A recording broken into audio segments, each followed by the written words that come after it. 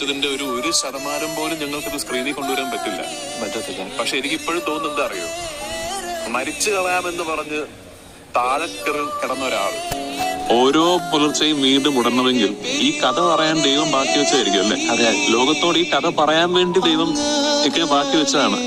അപ്പൊ ഈ കഥ ഇറങ്ങിയതിൽ പിന്നെ ഞാൻ ഇനി കാണാത്ത സാധനങ്ങളൊന്നും ഇല്ല, ആൾക്കാരുമായിട്ട് പരിചയപ്പെടാത്ത ആൾക്കാരും ഇല്ല. അറിയാനെനിക്ക് അങ്ങനൊക്കെ ഒരു അനുഭവം പിന്നെ എനിക്ക് ഉണ്ടായിരുന്നു. ഞാൻ ചിലപ്പോൾ ആലോചിക്കും, അതായത് നജീബ് എന്ന് പറഞ്ഞ വ്യക്തിയെ ദൈവം തിരഞ്ഞെടുത്തതാണ്. ഇതുപോലെ അനുഭവങ്ങൾ ഉണ്ടായിട്ടുള്ള, ഇതുപോലെ തിക്താനുഭവങ്ങളിലൂടെ കടന്നു പോകേണ്ടി വന്നിട്ടുള്ള ഒരുപാട് മനുഷ്യരുണ്ടാവും അല്ലെ? അതിലൊരാളെ ദൈവം തിരഞ്ഞെടുത്തു. ഈ കഥ പറയാൻ ഞാൻ നിന്നെ തിരഞ്ഞെടുക്കുന്നു എന്ന് പറഞ്ഞ്. അപ്പൊ അങ്ങനെ ഒരു കണക്കിന് നോക്കിയാൽ ഈ ദൈവം തിരഞ്ഞെടുത്ത, ഗോഡ്സ് ചോസൺ വൺ, ദൈവം തിരഞ്ഞെടുത്ത വ്യക്തിയാണ്. രക്ഷപ്പെടണം അല്ലെങ്കിൽ രക്ഷപ്പെടാൻ ശ്രമിച്ചു കളയാം എന്നുള്ള ചിന്ത വന്നിട്ടില്ലേ മനസ്സിൽ?